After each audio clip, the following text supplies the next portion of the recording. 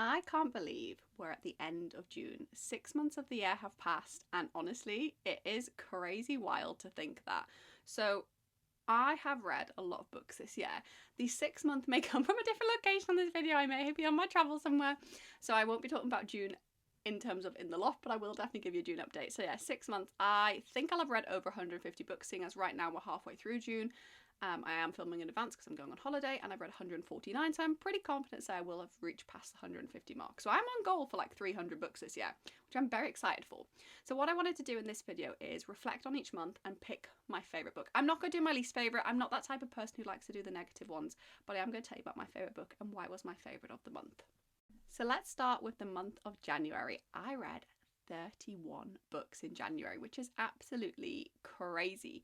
I had some really good reads, some honourable mentions, which I'll put on the screen here, but there was one book that stands out to me the most. And I've told you guys that this is the year of dystopian heaven.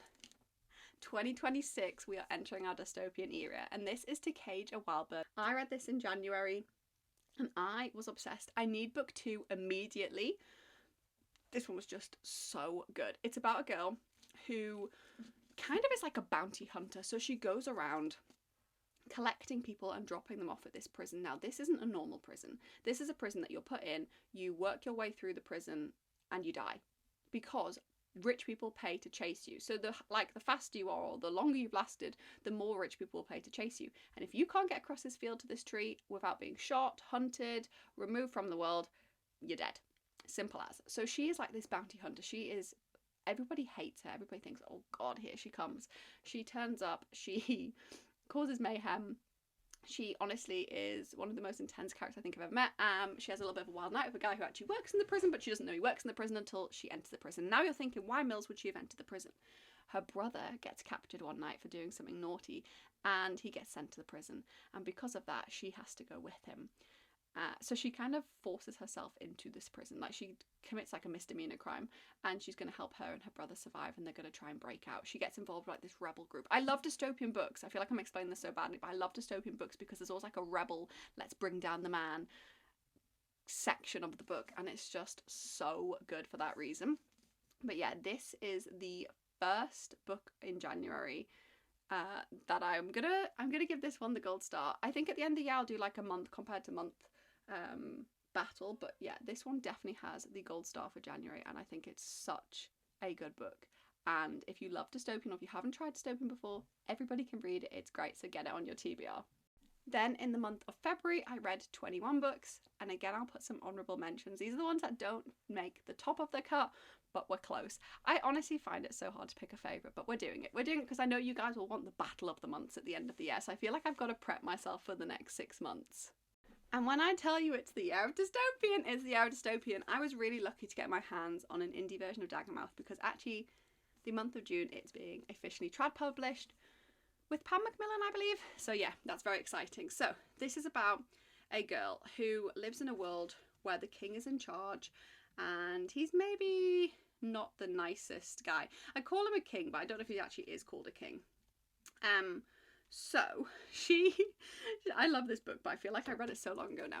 She breaks into the place where I think he is a king. He's a leader anyway. She breaks into this place, and his son Grayson is there, and she's tasked with removing Grayson from the world. And I'm definitely going to be rereading this in June, so future me, when you're filming at the end of June, you'll probably talk about this book. I wonder if it'll still be your favourite. And side note, when she breaks in to remove him, she gets captured and she gets forced into a marriage with him. So it's like, let's get the rebel to be forced into marriage with him, let's silence her and prove like they don't have any power. The way that they behave to each other is the most unhinged relationship I've ever seen. Again, we're waiting now for book 2 to be traditionally published, which is so sad because I would love to have an indie version to match this, but that is what happens when authors do so well. But if you love dystopian, if you love military, if you love intensity, trauma, drama, anything in that sense, you'll absolutely love this. They want to crush the rebellion, so they're trying to crush her so that the rebellion is crushed because of that, and it kind of slightly backfires, and Grayson maybe isn't what he seems at first. I feel like people don't warm to him. I've also seen people describe this as fantasy. I'm just gonna tell you it's not fantasy. And I think when you talk to H.M. Wolfe, they're like, yep, it's definitely dystopian, it's military dystopian, it's nothing to do with fantasy, but for some reason some people have started describing it as fantasy. There's also a really good trigger warning list, so if you like your triggers, you're gonna like this one. But definitely when you're watching this, because it'll be the end of June when you're watching this, make sure you get your hands on Daggermouth. Then in the month of March, I read 24 books, and these are my honourable mentions that didn't make the cut. I love doing like a little honourable mention. I feel like I read so many good books. I kind of am bad. I know if I like a book from its cover, which is really naughty of me. I don't think anybody's going to be surprised by this, but the fact that I've had 2 dystopians and now a YA fantasy is kind of making me question if I even like romance anymore. But Dragon Curse by Elise Kova had to be my favourite book in March. This is about a girl who lives in a world where all of a sudden you could just blow up and turn into a dragon, and she's put through these deadly trials to see if she's going to become a dragon or not. She's kind of done this grand gesture in the past where people think she's this blessed and she's not cursed, and she always thinks she's dragon cursed. Like in her head she's like, I'm just waiting for the dragon to be released. And honestly, like this inner turmoil she has with herself, it's very political, this book actually, because it's kind of like the church is in control, and I feel like that juxtaposition is so good. I don't know if that's the correct English word, but we're going to use it, and I feel like it's so good. There's this guy who also follows her constantly. He's been assigned to follow her, and maybe he's got a few secrets of his own, but each of the trials you're like, oh, is she going to hurt herself? She's called what's she called? You know what, she's got an interesting name from memory. Sophia, I don't know how you pronounce it, but she is constantly questioning herself. People are constantly questioning her, people are constantly doubting her, and yeah, I just feel really sorry for this girl. I feel like she has a hard time, and that's okay, but I kind of want to save her. I'm always in a situation where if somebody thinks something is wrong with them and they shouldn't be, like imagine turning into a dragon, I think that's pretty cool. I kind of want to save her and I want her to turn into a dragon. But yeah, really, really good. It's why, again, I'm waiting for book 2. I have a bit of a worry that all my favourites are going to be first to the series where I'm waiting for book 2, and then maybe they won't be my favourite anymore. We'll reflect on this at the end of the year or next year when book 2 comes out. Then in April, I read 25 books. Your gal's doing good. And these are some of my honourable mentions. I feel like reading just 1 book a month is really good, so please don't judge yourself against this. I just love to read. Again, I've surprised myself with this one because I went into this not wanting to read it, but having it on my TBR. So this is Blood and Roses by Callie, Hart, and I thought it was going to have trafficking in, and I was like, oh. After reading Red Rabbit, I traumatized myself. I said I was never going to do it again, and I was absolutely terrified that I had done it again. However, this is actually really, really fun to read. It's about a girl whose sister has been taken, and she believes her sister's being trafficked. I don't even know why she thinks that. So she decides to lose her V card to a man to get more information, and just all this hell unravels. She then gets involved with a man who delivers substances, and she thinks he's going to know what's happening, but actually he's probably a little bit more involved than she realised. Like, there's a lot going on. It packs a punch. The ending of this book, I think, is why it was my favourite of the month, because my jaw hit the floor and it was absolutely just wild. Like crazy ending. Couldn't believe it. I couldn't fathom it, and I absolutely loved it. It's dual point of view, so you do get Sloane's point of view and then you also get Zeth's point of view, which I think is great, because trying to understand Zeth without having his point of view would have been really hard.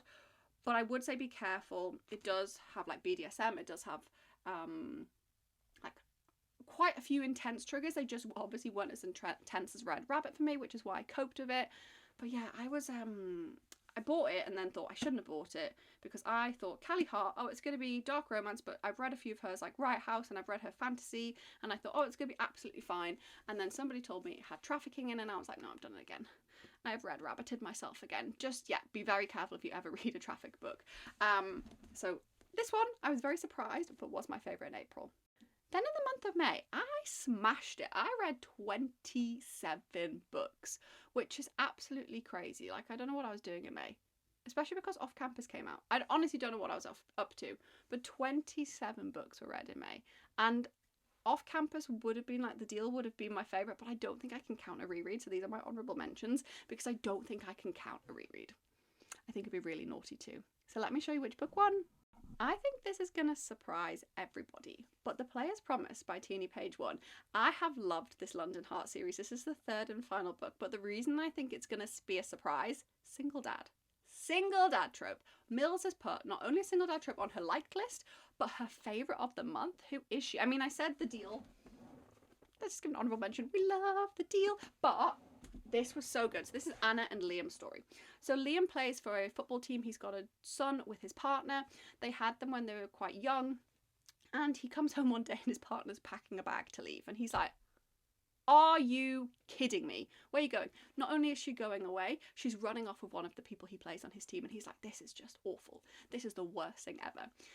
So he decides to go punch the guy in the face and gets kicked off the team. So him and his son have to move to London for a fresh start, to get away, and of course he's a single dad. He is such a good single dad. The way he cares for this son is amazing. Now Anna has her own trauma. Anna's been married to this guy I think for 10 years, and all of a sudden he's decided he doesn't want kids, he doesn't want anything to do with her, and she's like, what?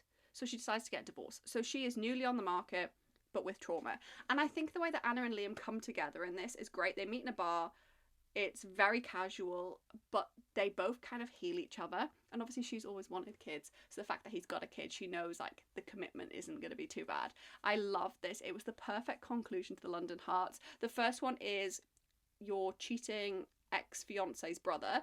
The second one is your little sister's best friend who also has a taboo kink. And then obviously the single dad trope here. When she said she was writing a single dad trope, I did think, look at the picture as well, I did think, what are you doing, Tierney? Why have we just thrown a single dad randomly in? But actually for Anna's story, it works so perfectly. Okay, so like I said, we're in a bit of a different location for June, which I am on holiday, which is very exciting. I think it's currently it's like nearly 7 a.m. and I'm on literally, I feel like I'm on Barry's Bay. So 31 books have been read. It is currently Saturday, this is going out on Sunday, so 31 books have been read. I've still obviously got Monday and Tuesday, but you're going to get this posted on Sunday because I don't want to wait till next Sunday to post it. I have read 160 books now, I believe, for the year, so I did reach the 160 mark at the halfway point. So does that mean I'll get 320 done this year? I don't think so. I do tend to slow down when it's not summer. I'm going to put up the honourable mentions on the screen here so you can see the ones that I thought were close seconds, but there was one winner. Let's dive into it. So this one's going to surprise you because I don't think I've talked about this author a lot, and this author is Shari Lapena, and this is She Didn't See It Coming. I think that's the title of the book. I'll put it there. And I read this book whilst I've been here. Oh my goodness, it's so good. It's so good. So it's about a woman who is a little bit of a chaotic queen. I kind of like that. She's often late to pick up her daughter, her husband. They have a very good relationship, or so it seems. And one day she doesn't pick up the daughter, she goes missing, and nobody knows where she is. And all the family members turn up, they all get involved. You kind of doubt everybody at every single point, which I absolutely loved. I love doubting everybody. I love thinking it's them, it's them, it's them, it's them, it's them. Where's the woman? What's happened to her? That becomes a little bit clear early on in the story. But yeah, it's absolutely amazing. I love Shari Lapena as an author. So if you are looking for a, what's the best way to describe it? Like psychological thriller with a little bit of crime and detection, then honestly I would definitely recommend grabbing that. I've read some really good books this month. I mean, the ones I did my honourable mentions for on the screen, like Locked In by Caitlin Taylor, that was absolutely amazing. Like I feel like I've done such good reads. I'm currently reading 2 books, Rock, Paper, Scissors by Alice Feeney, and then I'm also reading Cocky Score, I think it's called, by Kenna King. I've nearly finished that. Absolutely adoring that one as well. So yeah, there has been a lot of books read on this lake or pond, and honestly, bring on the next 6 months. What was your favourite book for the first 6 months of the year as well? You have to let me know in the comments, and I'm going to do a little show of the lake to you now.